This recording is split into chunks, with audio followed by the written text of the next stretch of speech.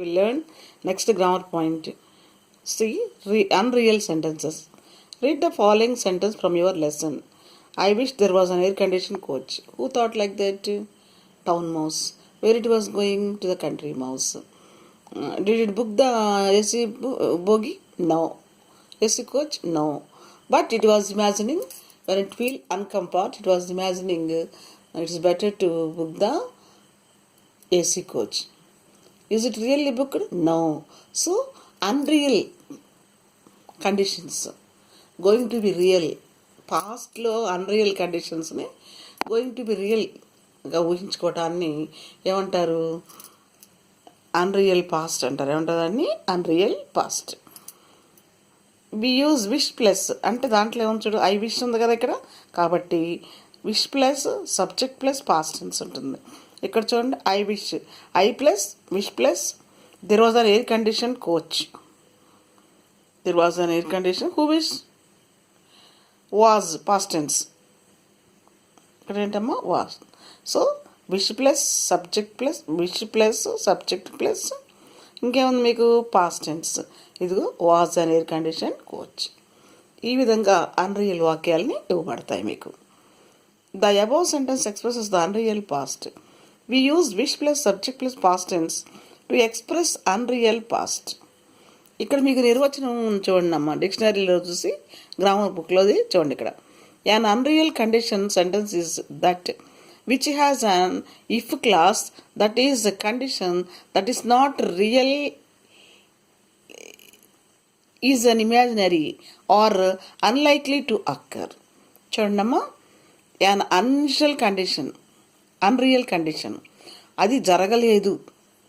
ఆ సెంటెన్స్ ఎప్పుడు చెప్తాం అలా అన్రియల్ కండిషన్ సెంటెన్స్లో ఉందని? Which has an if clause, దానికి ఏముంటుంది? ఇఫ్ క్లాస్ ఉంటుంది, అయితే అని. If clause conjunction not if. That is condition that is that is not real is imagining. అది that is not real is imaginary, అది ఊహాత్మకమైనది. పాస్ట్ టెన్స్లో ఒక పని జరగలేదు, అది ప్రజెంట్ టెన్స్లో అది జరుగుతున్నట్టుగా ఊహించుకుంటాం. మనం గతంలో పని జరిగితే బాగుండేది అని ఊహించుకోవడానికి ఉపయోగించే దాన్ని ఏమంటారు? అలా ఉపయోగించుకోవడానికి ఇఫ్ క్లాస్ని ఉపయోగిస్తాం. ఆ వాక్యాలను ఏమంటారు? అన్రియల్ సెంటెన్సెస్ అంటారు. సో మీకు మోస్ట్ ప్రాబబ్లీ అన్రియల్ సెంటెన్స్లో ఏముంటుంది? ఇఫ్ కండిషన్ ఉంటుంది. నెక్స్ట్ చూడండి, past conditional describes a past situation. Past condition అంటే అయిపోయిన కాలం, భూతకాలం కదా. భూతకాలంలో జరిగిన సందర్భాన్ని మనం తలుచుకుంటున్నాం జరిగినట్టుగా. Present situation that means happen but thinking it is about to possible. ఆ పని జరగలేదు కానీ జరిగినట్టుగా ఆలోచిస్తున్నాం ఇప్పుడు గతంలోది. దాన్ని ఏమంటారమ్మా? అన్రియల్ సెంటెన్స్ అంటారు. ఇది ఇఫ్ కండిషన్లో ఉపయోగిస్తాం మనం. నెక్స్ట్ చూడండి, ఇక్కడ వాక్యం ఇచ్చారు కదా. అన్రియల్ సెంటెన్స్కి ఏముంటుంది? The above sentence express unreal past. We use wish plus subject plus past tense. చూడండి, wish plus subject plus was past tense ఉందన్నమాట. ఎక్స్ప్రెస్ అన్రియల్ పాస్ట్ చెప్పేసింది. అది అయ్యో ఏసీ బోగి చేసుకుంటే బాగుంటుందనే ఫీలింగ్ ఎక్స్ప్రెస్ చేసింది. అది unreal past sentence. I'm sorry there is no air condition coach. I'm sorry there is no air. నిజంగా ఉందా అక్కడ కోచ్ ఆ ట్రైన్లో? లేదు. I'm sorry there is no air condition coach. ఇక్కడ చూడండి, now express the wishes of the people mention below using unreal subject plus past tense plus. ఇక్కడ చూడండి, అన్రియల్ పాస్ట్లో wish plus subject plus past tense ఉండాలి. Wish అనేది తప్పనిసరిగా రావాలి unreal థింగ్స్కి. ఎందుకంటే నువ్వు కోరుకుంటున్నావు కానీ జరగలేదు, జరిగినట్టు కోరుకుంటున్నావు కాబట్టి కంపల్సరీగా అన్రియల్ సెంటెన్స్లో ఏముండాలి? విష్ ఉండాలి. The first one is done for you. మొదటి నీకు ఇచ్చారు ఉదాహరణ చేయడానికి. Sindhu has missed her school bus. Sindhu school bus miss అయింది. She has to go to school urgently. కానీ ఆమె అర్జెంటుగా బడికి వెళ్ళాల్సి వస్తుంది. She wishes to have a car. Car ఉంటే బాగుంది. ఉందా? ఉంటే ఎప్పుడో వెళ్ళేది కదా. కారు ఉంటే బాగుండేది అనుకుంది. So how would Sindhu express her wish? ఏమనుకుంటాం మనం, అబ్బా కారు ఉంటే బాగుండేది, అబ్బా కారు ఉంటే బాగుండేది అనేది ఒక విష్. సో ఒకటి సబ్జెక్ట్ ప్లస్ విష్. ఇప్పుడు ఎవరు అనుకుంటున్నారు, Sindhu wish I had a car. ఇక్కడ చూడండి, ఇది సబ్జెక్ట్ మీకు ఇక్కడ, wish I had a car. I past tense, ఇది పాస్ట్ టెన్స్, ఇది సబ్జెక్ట్, ఇది విష్. సో మీకు ఏమొస్తుంది సెంటెన్స్లో, wish plus subject plus past tense sentence. ఈ ఐ ఇది కాదు, నువ్వేమనుకుంటున్నావో అది సబ్జెక్ట్ రావాలి విష్ పక్కన. ఏమనుకుంటున్నావు, కారు ఉంటే బాగుంటుంది నువ్వు అనుకుంటున్నావు కాబట్టి ఇక్కడ ఈ ఐ లెక్క తీసుకోకూడదు. I wish I had a car. What is your wish, you had a car. So I is subject, wish plus subject plus past tense had. Next ఒకటి మీకు ఇచ్చారు కదా నాన్న, ఎంత పెద్ద వాక్యం సింపుల్గా చెప్పాం, unreal sentence. Wish plus subject plus past tense వర్బ్ని ఉపయోగించి చాలా సింపుల్గా మనం అన్రియల్ సెంటెన్సెస్ రాయొచ్చు. అవి జరగవు, భవిష్యత్తులో జరగని పనులు జరిగినట్టుగా ఇమాజినేషన్ అంతే. 2, Anita wants to abolish the system of exams. Abolish అంటే నిర్మూలించట. అనిత పరీక్షల విధానాన్ని నిర్మూలించేద్దాం అనుకుంది. She wishes to be the prime minister. అలా నిర్మూలించాలంటే మినిస్టర్ అవ్వాలి. ఏ మినిస్టర్, చీఫ్ మినిస్టర్ కూడా కాదు, ఏ మినిస్టరు, ప్రైమ్ మినిస్టర్ అవ్వాలనుకుంటుందంట. How would Anitha express service. మనం అనుకుంటాం తెలుగు, అబ్బా నేను మంత్రిని అయితేనా పరీక్షలు క్యాన్సిల్ చేసి పారేస్తా, నేను మంత్రిని అయితేనా అనేది నీ విష్. కాబట్టి అక్కడ అనిత ఏముంటుంది, ఐ సబ్జెక్ట్. ఇక్కడ ఏమొస్తుంది ఎక్కువ, I wish I were the prime minister, I were the prime minister, I would cancel the exams, లేదా I would abolish the system of exams. ఇక్కడ wish plus subject plus were, wish plus subject plus past tense. కాబట్టి ఎప్పుడైనా సరే unreal కొన్ని సెంటెన్సెస్ని unreal సెంటెన్స్లు రాయాలి అంటే, వాళ్ళు wish తెలియజేయాలి అంటే అది అన్రియల్లోనే రాయాలి. ఎందుకంటే ఆ విష్ జరిగిందా జరగలేదు, ఇమాజినేషన్ మాత్రమే. నెక్స్ట్ ఇక్కడ చూడండి, Srinu's father has a car. Srinu వాళ్ళ నాన్న కార్ ఉంది. He wishes to drive that car. Car తోలాలని ఉంది అతనికి, but he does not know how to driving మాత్రం రాదు, తెలియదు. A car. How would Srinu express his wish. Srinu car ఉంది, కారు తోలలేదు, ఎందుకంటే రాదు కార్ డ్రైవింగ్. మరి ఎలా ఊహిస్తాడు శ్రీను కోరిక ఏంటి, శ్రీను కోరిక ఏమంటుంది, ఐ విష్. ఇక్కడ కుడ్ వస్తుంది, గలను చేయగలను సామర్థ్యం కదా, wish. I wish I could drive the car. Drive అమ్మ, ఇది డ్రైవ్ కాదు, డ్రైవ్, DRIV. ఇది పిల్లల టెక్స్ట్ బుక్ నానా, అందుకని తప్పులు వస్తాయి. Drive a car. చూడండి, విష్ పక్కన సబ్జెక్ట్ వచ్చింది, ఇదిగో wish subject past tense. Could ఎందుకు వాడామో చెప్తున్నా మీకు నేను, ఎందుకు వాడాము కుడ్ చెప్పండి అమ్మా. సామర్థ్యాన్ని తెలియదు, కారు తోలితే బాగుంటుంది, తోలే సామర్థ్యం. Next, Sharmila wants to play tennis. షర్మిలాకి టెన్నిస్ ఆడాలనుంది, but she does not have tennis racket. Tennis racket లేదంట, ఆడాలనుంది కానీ లేదు దాంట్లో రాకెట్ అక్కడ ఇంట్లో. How would Sharmila express service. తన భావాన్ని ఎలా ప్రకటిస్తుంది, అబ్బా ఉంటే ఆడి ఉండేవాళ్ళము అని. అన్రియల్ సెంటెన్స్ కదా, జరిగినట్టు చెప్పుకోవటమే కదా.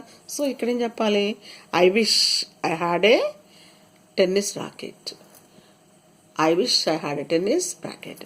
చూడండి, విష్ తెలియజేయటం, అది wish plus subject plus had, wish plus subject plus had past tense అనమాట. ఎక్కడ రాసినా మీరు అన్రియల్ సెంటెన్స్ విష్ ఉండాలి, ముందు రాసే ప్రణవంతో మీకు సంబంధం లేదు. అదే అనుకున్నది, అతను అనుకున్నది, నేను అనే ఆ ఎక్స్ప్రెషన్తో వచ్చే ప్రణవం అది, దానికి సంబంధం లేదు. విష్ తర్వాత వచ్చిందే ప్రణవం ఇక్కడ సబ్జెక్ట్లో మీరు రాసే అన్రియల్ వాక్యాల్లో. So wish plus pronoun plus past tense వస్తుంది. Next, Mahendra wants to get first rank in the class, but he cannot. First rank రావాలని ఉంటుంది కానీ రాదు వాడికి, కానీ వచ్చినట్టుగా వస్తే బాగుండేది, imagination. How would Mahendra express wishes. Mahendra తన కోరికను ఎలా విష్ చేసుకుంటాడు, ఎలా చెప్తాడు అందరికీ, ఎక్స్ప్రెస్ అని చెప్పటం. ఎలా చెప్తాడు, అబ్బా ఫస్ట్ వస్తే బాగుండేది అంటాడు. ఎక్స్ప్రెషన్ విష్ అనమాట, కోరిక. అబ్బా ఫస్ట్ వస్తే బాగుండేది కోరిక. I wish I could get first rank, సామర్థ్యం. కాబట్టి ఏం చేయాలి, I wish I could get first rank. So అమ్మ, అన్రియల్ సెంటెన్సెస్ని, మీ విషెస్ని రియల్గా అయ్యేటట్టుగా మీ విషెస్ చెప్పాలి అంటే, ఒక పని జరగలేదు జరిగినట్టుగా మీరు మీ విష్ని చెప్పాలి అంటే wish plus subject plus past tense verb ఉపయోగించి వాక్యాన్ని కంటిన్యూ చేయాలి. చిల్డ్రన్ అర్థమైందా నాన్న? అన్రియల్ వాక్యాలు అంటే ఏంటో, భూతకాలంలో జరగనివి జరిగినట్టుగా వర్తమానంలో ఊహించుకోవటాన్ని అన్రియల్ సెంటెన్స్ అంటారు. ఓకే, అన్రియల్ సెంటెన్స్ రాయడానికి స్ట్రక్చర్ ఏంటి? Wish plus subject plus past tense verb. Next, writing skill. Write a letter to your friend inviting her to your village to spend summer holidays. Write about your family and places where you will take him or her. సరే, ఒకసారి మీకు ఇచ్చిన లెటర్ని చూద్దాం. ఇంతకుముందు కూడా మీకు letter writing చెప్పున్నాను, ఇప్పుడు కూడా చెప్తాను మీకు లెటర్ రైటింగ్. చూడండి, ఇక్కడ మీకు నేను లెసన్లో చెప్పాను. లెటర్కి ఎన్ని హెడ్డింగ్స్ ఉంటాయమ్మా? 5 హెడ్డింగ్స్ ఉంటాయి, 5 ఉంటాయి. 5 పాయింట్స్ రాయాలి లెటర్లో. చూడండి, లెటర్ చక్కగా 4 పక్కల మార్జిన్ కొట్టాడు, నీట్గా డిజైన్ వేశాడు, పోస్ట్ కార్డ్ లాగా, ఇన్లాండ్ కవర్ లాగా. నెక్స్ట్ ఏం చేశాడు? రాసే వాళ్ళ అడ్రస్ రాయాలి. ఇప్పుడు నీ అడ్రస్ రాయాలి. నీ అడ్రస్ ఏంటో అది రాయాలి. మరి మీ వీధి, మీ పేరు అన్నీ డేటు సహా వేసేయాలి మీరు. సో ఇక్కడికి అయిపోయింది. ఇదే లెటర్ అమ్మ, పర్సనల్ లెటర్, ఫ్రెండ్ ఉత్తరం, letter to A friend. Next ఇక్కడ నీవేం చేస్తావు? ఫ్రెండ్ కాబట్టి కజిన్ రాయి. ఎవరు రాస్తావు? ఫ్రెండ్. ఇక్కడ ఇచ్చింది కజిన్ కాకుండా ఇక్కడ ఫ్రెండ్తో ఉంది చూడండి. ఎక్కడంటే మై డియర్ కజిన్, కజిన్ మీరు ఫ్రెండ్ అని రాయండి. తర్వాత ఏం చేస్తారు? ఇక్కడ I hope you are well, యోగక్షేమాలు కోరుకోవాలి కదా. లెటర్ రైటింగ్ స్టార్టింగ్ అన్నమాట ఇది. ఇది బాడీ ఆఫ్ ది లెటర్ కాదు. I hope you are well, I am worried about you అంటే ఏంటి? హడావుడికి వెళ్ళిపోయింది కాబట్టి భయపడుతున్నాను, మెయిన్ మ్యాటర్లోకి వచ్చింది. మీరే రాయాలి. ఇక్కడ రాసేటప్పుడు I hope you are well అని రాయాలి. ఐ ఆమ్ ఫైన్ అని రాయాలి. ముందు నీ క్షేమం చెప్పాలి. I am fine, I hope you are also well with the grace of God అని రాసేయండి. రాసిన తర్వాత నిన్ను ఏమని అడిగాడు? ఇక్కడ లెటర్లో ఏమడిగాడు చూడండి. ఇక్కడ రెండో ప్యాటర్న్ చూడండి. ఇన్వైటింగ్ హిమ్ అన్నాడు. ఇన్వైటింగ్ హిమ్ ఫ్రెండ్ అని రాసి ఇక్కడ ఐ యామ్ ఇన్వైటింగ్ హిమ్ అంటే లెటర్లో హిమ్ వస్తే మీరేం చేయాలి? యూ అని రాయొచ్చు ఈజీగా. I am inviting you to your village వచ్చింది కదా, ఎవరి గ్రామం? మీది కదమ్మా, మై. I inviting. చూడండి, లెటర్ ఎక్కువసేపు కష్టపడకుండా friend I am inviting you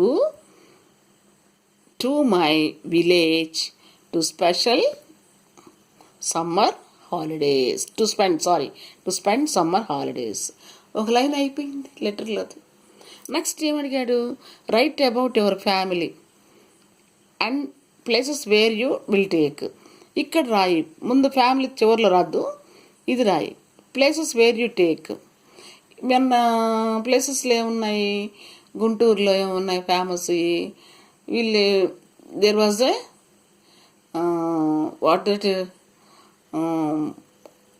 some important places. Tell me what are they? Stadium ఉంది, లాల్ బహదూర్ స్టేడియం. ఇంకా ఏమున్నాయి? పెరెడ్ ఉంది, పోలీస్ పెరెడ్ ఉంది. ఇంకా ఏమున్నాయి మీకు?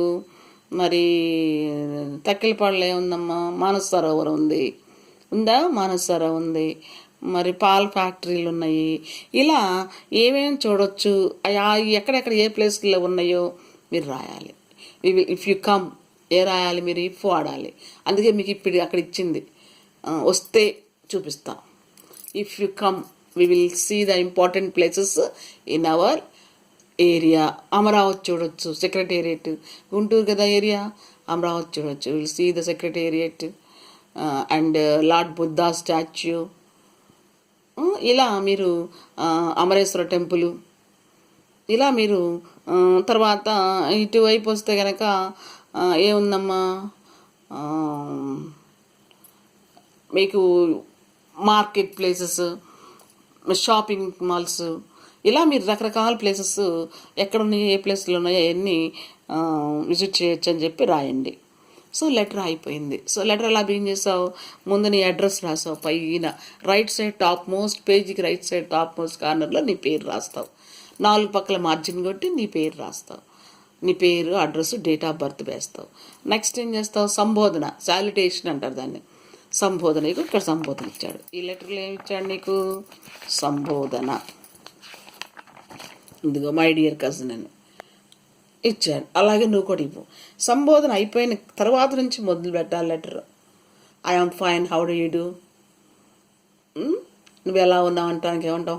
How do you do, how you are preparing your EAMCET exams, లేకపోతే your coming class lessons.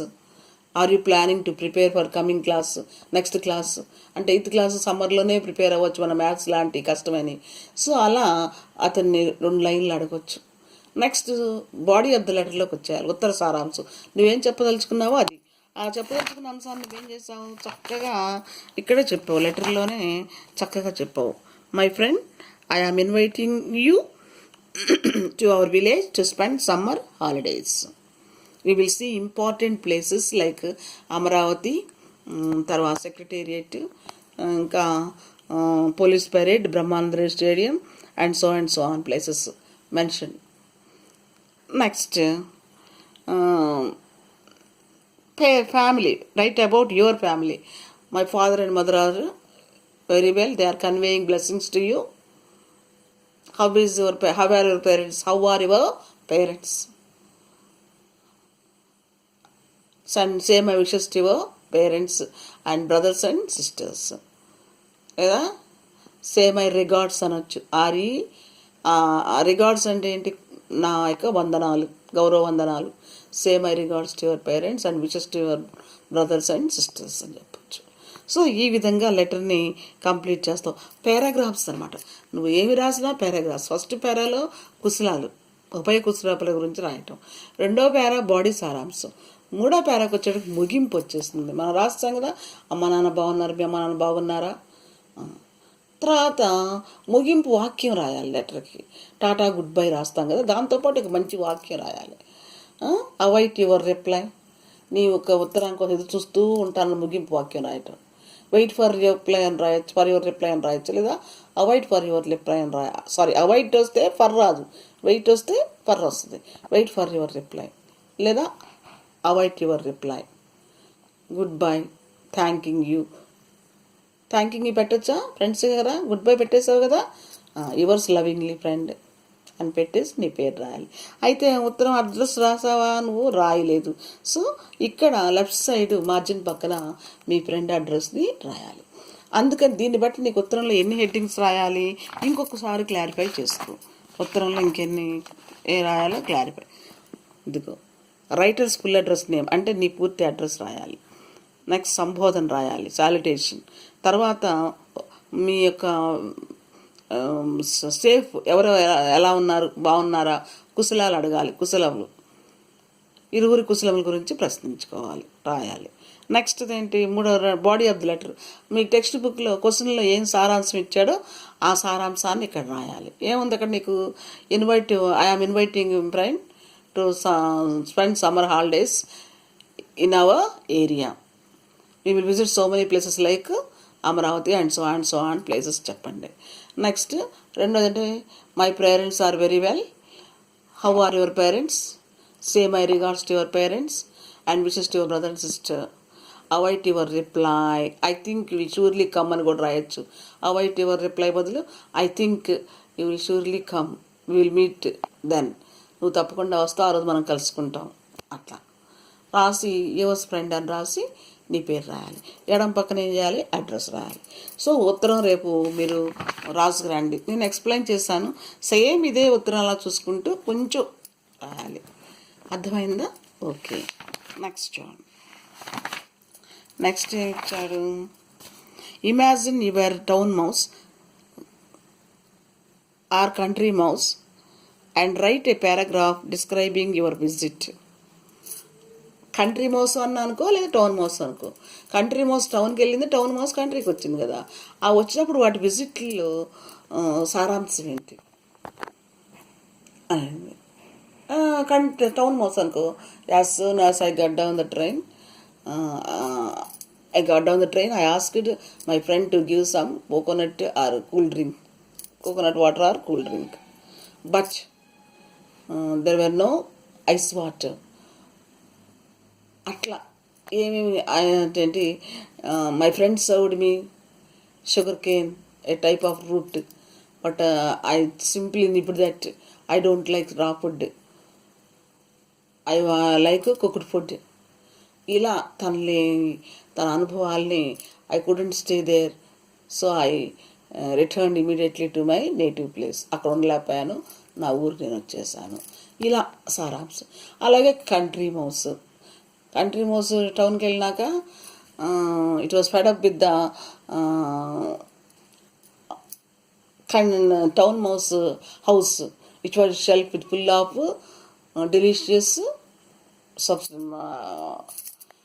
delicious dishes, but no use when they are going to try to eat them.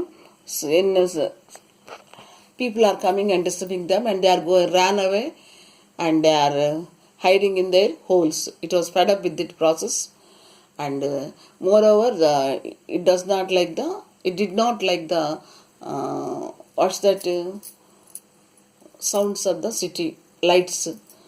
So immediately it also traveled to its native place. ఈ విధంగా it అని చెప్తున్నాను. Sorry అమ్మ, I అని రాయాలి. ఎందుకంటే town mouse feeling అని రాయమన్నాడు, country mouse feeling అని రాయమన్నాడు. సో మీరేమో ఉపయోగించాలి? ఐ ఉపయోగించాలి. టౌన్ మౌస్కి ఫీలింగ్లు ఉన్నాయి, కంట్రీ మౌస్కి ఫీలింగ్లు ఉన్నాయి.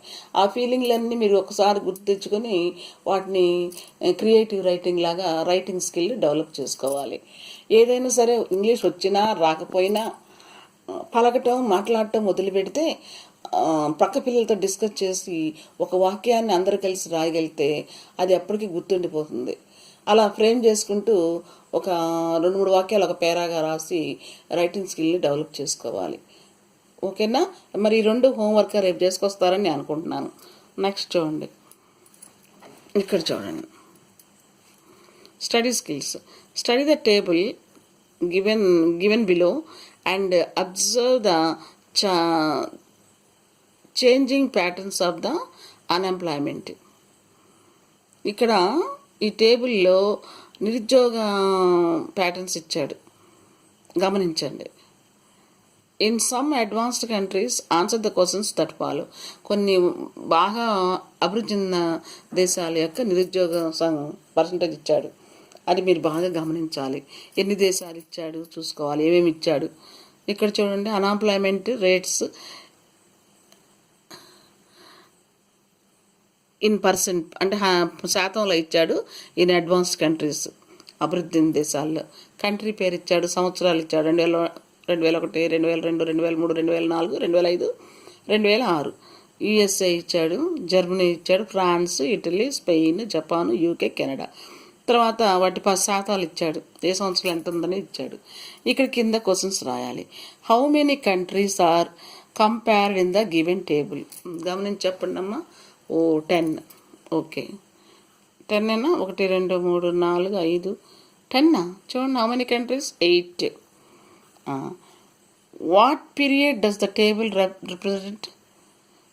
ఇది ఎప్పుడు గుర్తుపెట్టుకోండి. వాట్ పీరియడ్ అన్నాడు, రిప్రజెంట్ అని. టేబుల్ అనగానే, రిప్రజెంట్ అనగానే మీరు ఇక్కడ చూసుకోండి, ఇది రాయాలి.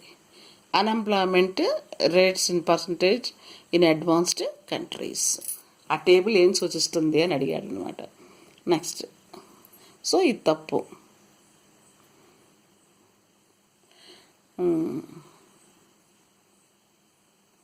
ఇక్కడ ఇంకో రకంగా అడిగాడమ్మా. What period does the table represent? ఇక్కడ పీరియడ్ కూడా అంటే 2009 to 2006 పీరియడ్ కూడా ఇచ్చాడు. అది ఆ ఉద్దేశంతో ఇది రాస్తుంది ఇక్కడ. ఓహో, పీరియడ్ అంటే ఇది. What is about the table అంటే మనం ఇది రాయాలి. ఏంటది? అన్ఎంప్లాయ్మెంట్ రేట్స్ ఇన్ పర్సంటేజ్ అని రాయాలి. ఇక్కడ మనల్ని పీరియడ్, సారీ నాన్న, పీరియడ్ అడిగాడు. పీరియడ్ అంటే ఏంటి? కాల వ్యవధి. 2000 నుంచి 2006 సంవత్సరాల కాల వ్యవధి. Thank you, sorry. Next, which country has the least unemployment rate in 2005? ఏ కంట్రీలోనమ్మా 2005లో చాలా తక్కువ ఉందమ్మా ఎంప్లాయ్మెంట్? చూడండి. జపాన్. ఎక్కడెక్కడ తక్కువ ఉందమ్మా? జపాన్. నెక్స్ట్,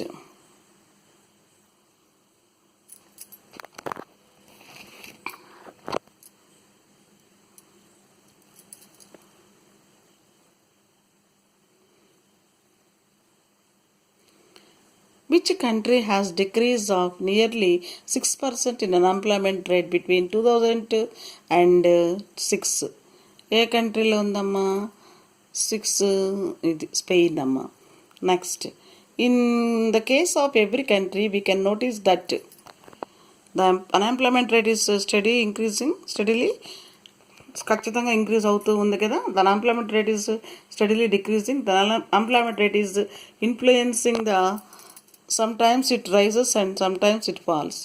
చూడండి, రైజెస్ ఫాల్స్ అంటున్నాడు, నాకు ఎక్కడా కనిపించలేదమ్మా రైజ్ అండ్ ఫాల్స్.